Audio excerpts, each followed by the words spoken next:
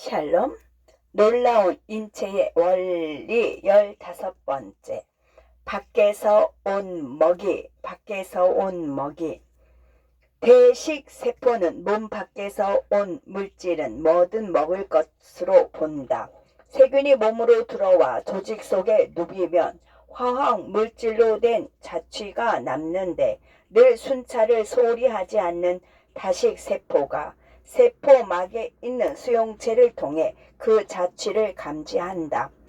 대담무쌍한 이 사냥꾼은 세포 골격을 재조직하여 촉수처럼 기다란 팔을 만든 다음 먹이를 향해 슬슬 뻗는다. 그 팔의 수용체는 세균 표면에서 이물질이라는 표시를 발견하면 그것에 결합한다. 만약 세균이 항체라는 단백질로 뒤덮인 상태라면 결합이 한층 강해진다. 항체가 붙은 병원체는 대식세포에게 더 맛있게 느껴지는 것은 물론이고 더 쉽게 붙잡힌다. 세균이 한번 붙잡히면 대식세포의 세포막을 떼어 만든 소낭 속으로 끌려 들어간다. 소낭은 세포질 속에서 이동하다가 리소좀과 합해진다. 리소좀 역시 막으로 둘러싸인 소낭 구조로 안에 소와 효소가 들어있다. 효소는 대식세포는 녹이지 않으면서 세균만 안전하게 분해하고 소화하지 못한 조각은 세포 밖으로 내보낸다. 대식세포는 주머니를 만드는 데 사용했던 세포막을 적당한 자리에 다시 붙이는 뛰어난 경제성을 자랑한다. 물기 빼고 방어하고 매일 약 24리터의 체액이 모세혈관을 흐르다가 밖으로 빠져나가 조직세포들에게 양분과 산소를 배달하고 쓰레기를 수거한다. 체액은 나중에는 모든 혈류로 돌아온다. 모세혈관이 대부분 도로 흡수하지만 3에서 4리터쯤은 수거하지 못하고 남긴다. 이 여분의 조직액을 혈류로 다시 보내서 피의 부피와 농도를 정상적으로 돌려놓는 일은 혈관계보다 덜 알려진 또 하나의 운송망, 림프계의 임무다. 림프망에서 가장 가느다란 가진 모세 림프관은 모세혈관과 조직세포 사이에 얽혀 있다. 심장에서 먼 쪽의 모세 림프관 끝은 막혀 있다. 관벽에는 작은 판막이 나 있어서 마치 한 방향으로만 열리는 문처럼 조직액을 받아들이되 내보내지는 않는다. 모세 림프관으로 들어온 조직액은 혈장 단백질, 백혈구, 조직 부스러기가 섞인 수용체인 림프가 된다. 림프는 주변 골격근의 수축력 때문에 짜내듯 점차 더 큰 관으로 운반된다. 정맥처럼 림프관에도 역류를 막는 판막이 있다. 관들은 서로 만나 갈수록 굵어지고 결국 커다란 두 줄기 관이 되어 양쪽 빗장 및 정맥, 쇄골하 정맥으로 림프를 쏟아낸다. 림프계의 역할은 조직액을 빼내는 것만은 아니다. 방어도 중요한 목적이다. 림프관 곳곳에는 작은 콩처럼 부푼 림프절이 실에 깬 구슬들처럼 달려있다. 림프절의 목표는 크게 두 가지다. 첫째, 조직에서 혈류로 가는 림프를 여과해서 조직에서 파괴되지 않고 도망쳤던 세균 같은 위험한 화물을 제거한다. 림프절에는 또 면역세포의 한 종류인 림프구들이 담겨 있다. 림프절은 림프구가 증식할 공간을 제공하고 병원체가 나타나면 공격하도록 한다. 청소하고 복제하고. 림프절은 림프를 청소하여 병원체를 없앤다. 동시에 병원체에 노출된 림프군은 스스로를 복제하기 시작한다. 수를 늘려 적에 맞서는 것이다. 림프는 림프절 겉질로 들어와서 속질에서 나간다. 튼튼한 림프절 주머니에는 간간히 안쪽으로 칸막이가 나 있어서 겉질을 몇 개의 구획로 나눈다. 각 구획에는 자유롭게 움직이는 림프구와 그 밖에 몇몇 개 세포들이 벌집 같은 지지 섬유 속에 담겨 있다. 림프구는 단체로 활동하면서 수많은 항원에 대응하지만 림프구 각각은 오직 하나의 병원체 항원에만 반응한다. 림프구는 표면에 있는 수용체로 항원에 결합하는데 이것은 림프구가 골수, 림프구 중 B세포의 경우나 가슴샘 세포의 경우에서 성숙할 때 익힌 기술이다. B세포와 T세포는 혈류를 통해 림프절로 들어오고 떠날 때는 림프관을 통해 떠난다.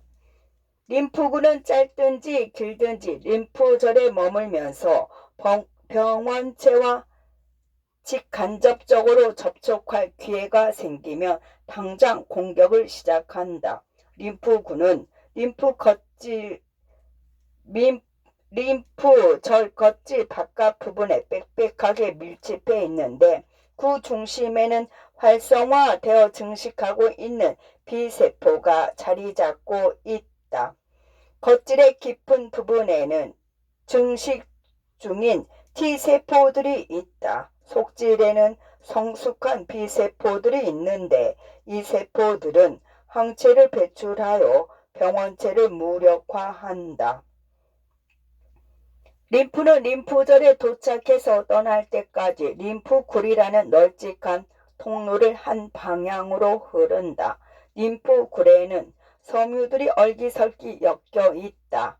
대식세포는 그 섬유를 지지대로 삼아 머물면서 지나가는 병원체를 삼킨다. 림프절로 들어오는 림프관 수가 나가는 림프관 수보다 많기 때문에 림프절 속에서는 림프가 더디게 흐르고 덕분에 면역세포가 일할 시간을 번다. 항체의 공격. 침입자 세균은 림프절로 들어오면 림프구인 B세포를 만난다. 꼭 림프절이 아니라 지라, 편도, 기타 어떤 림프 조직이라도 마찬가지다. B세포 표면의 수용체가 세균 표면의 항원과 맞는 모양이면 수용체와 항원은 열쇠와 자물쇠처럼 찰칵 결합한다. B세포는 붙잡힌 세균을 삼켜서 파괴한 뒤 세균의 항원을 제 표면에 내건다. 하지만 B세포는 아직 활약을 펼칠 준비는 되지 않았다. 그동안 피부에서는 가지돌기 세포가 같은 종류의 세균을 추적하여 삼킨 뒤 역시 이 침입자의 항원을 세포 표면에 붙여 전시한다. 그런 뒤 가지돌기 세포는 림프절로 들어와서 항원을 도움 T세포, 보조 T세포에게 건넨다. 도움 T세포는 전체 면역 반응을 조성하는 일을 하는 림프구로 항원을 만나 활성화한 도움 T세포는 당장 복제하기 시작한다. 활성화한 도움 T세포는 같은 항원에 의해 활성화된 B세포에 가서 결합한다. 부추김을 받은 B세포는 이제야 신속하게 분열하기 시작하여 큰 형질세포를 생산하고 그 형질세포는 1초에 최대 2000개씩 항체 분재를 만들어낸다. 대량으로 생산된 항체는 피나 림프를 타고 림프절 밖으로 배달되어 해당 종류의 세균과 결합한다. 항체가 세균과 결합한다는 것은 세균을 먹는 대식세포에게 이 세균을 파괴하라고 표시를 달아주는 것과 마찬가지이다. 그리고 다음번에는 형질세포는 그다지 오래 살지 못하기 때문에 일을 마치면 곧 죽는다. 그러나 B세포는 적을 기억하는 일의 명수인 기억 B세포도 만든다. 다음에 같은 종류의 세균을 만나면 그리고 활성화한 돔 T세포의 부추김을 받으면 기억 B세포는 이전보다 더 빨리 형질세포를 생산해서 우리가 미처 증상을 느끼기도 전에 침입자를 쓸어낼 수 있다. 독감경보. 나도 모르게 터지는 재채기를 생각해 보자. 고환이 간질간질하면 폐가 반사적으로 수축하여 작은 물질을 콧구멍 밖으로 날려버린다. 이때 수천 개의 작은 물방울이 쏟아져 나오는데 그중에 어쩌면 독감 인플루엔자 바이러스를 잔뜩 품은 것도 있을지 모른다. 세균과 달리 바이러스는 세포가 아니다. 살아있는 유기체라기보다 화학물질이 포장된 꾸러미에 가깝다. 바이러스는 먹거나 숨쉬거나 배설하지 않는다. 미토콘드리아, 리보솜, ATP가 없다. 그래도 바이러스는 병원체다. 바이러스가 복제하려면 살아있는 세포로 침투해야 할 뿐 아니라 세포의 내부 작동 체계를 탈취해야 한다. 이때 운이 나쁜 숙주세포는 보통 파괴된다.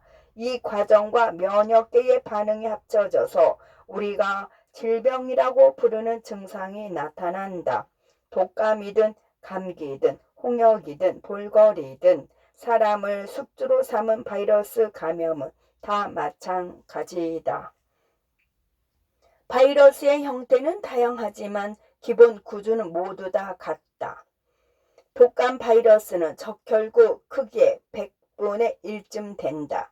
바이러스 속에는 유전 물질이 들어있는데 이 경우에는 RNA가 8가닥이다. 사회 바이러스를 복제하는 데 필요한 유전자가 이 RNA에 담겨 있다. 어떤 바이러스는 RNA 대신 DNA를 갖고 있다. 유전자는 피막 캡시드라는 보호 단백질 껍질에 감싸여 있다. 독감 바이러스 같은 종류라면 그 겉에 또 외막이 있는데 이것은 숙주세포로부터 훔친 세포막이다. 세포에 쉽게 침투하고 또 발각되는 것을 피하기 위한 장치이다. 외막에는 항원이라는 2가지 표면 단백질이 꼭꼭 박혀 있다. H 단백질과 N 단백질은 각각 여러 종류가 있고 과학자들은 그것들의 번호를 매겨서 독감 바이러스 종류를 구분한다. 가령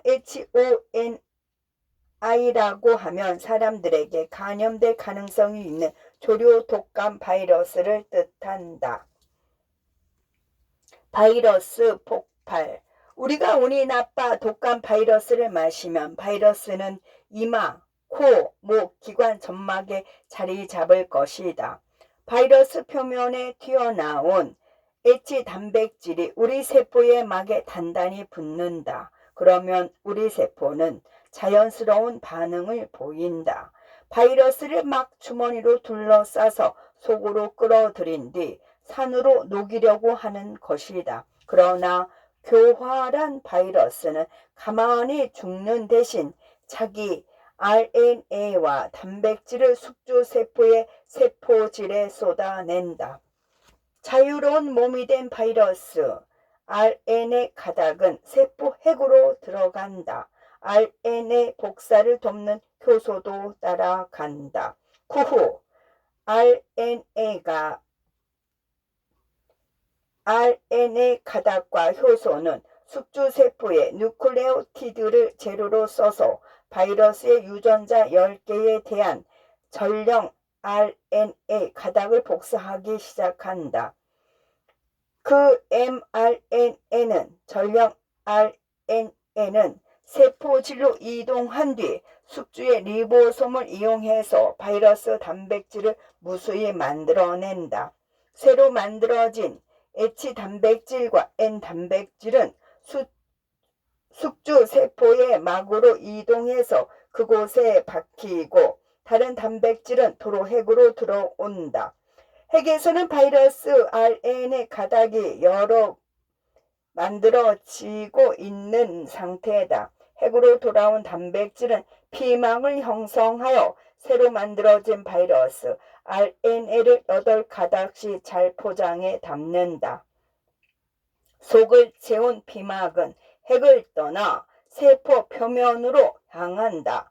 이곳에서 H와 N 단백질이 박힌 숙주 세포의 세포막 일부로 자신을 감싼다. 마지막으로 N 단백질이 바이러스를 잘라내어 세포적을 향해 떠나게 해준다. 이 과정이 수천 번 반복되는데 그러는 동안 숙주세포는 세포막에 숭숭 구멍이 뚫려 파괴된다. 샬롬.